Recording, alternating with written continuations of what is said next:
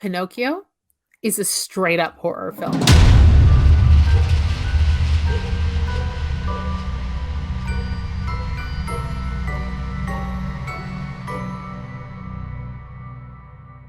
The movie it's not scary in a boo kind of way, it's scary in a psychological way. It's because like the early villains are people who are taking advantage of Pinocchio's honesty, of his trusting nature, and yeah, he lies like all kids do, but you've got like the cat, and I think it's a cat and a fox. Yeah. And then you've got like the puppeteer, and they're like taking advantage of him, and that he is very trusting and they can just kind of use him for their own ends.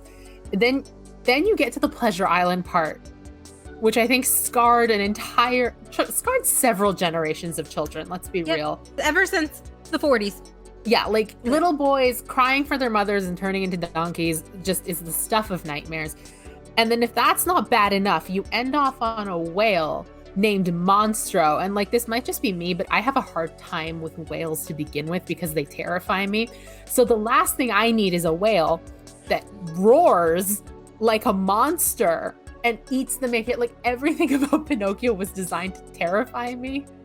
And I know this is more about villains, less about how scary it is, but genuinely, what were they thinking?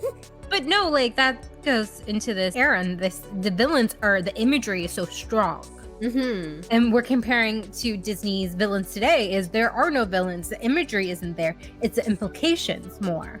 I have this vivid memory of being in high school and wasting time at the library. I don't know what I was doing. And they had this big Disney art book. It was like really cool. And it was like, it only went up to like the 80s or something. It was that old. But so just flipping through it, looking at the artwork, and then I flipped to this one page, and it's, the size of a coffee table book. It's quite big.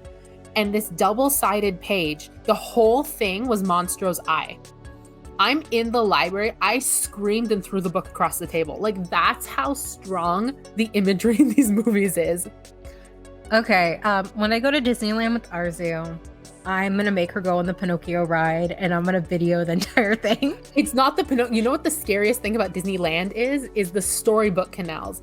Because there's absolutely no reason the adorable little fairy tale villages needs to be preceded by you going through a whale's mouth. I don't know who thought that was a good idea, but the one and only time I went on that ride, all of the kids were giggling, and I had my head between my knees taking very deep breaths.